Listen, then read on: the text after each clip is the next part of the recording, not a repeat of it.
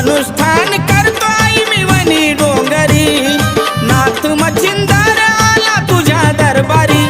अग धाव सप्तशृंगी विद्या शिकव शाबरी, अग धाव सप्तशृंगी विद्या शिकव शाबरी. धाव सप्तशृंगी विद्या शिकव शाबरी, धाव सप्तशृंगी विद्या शिकव शाबरी.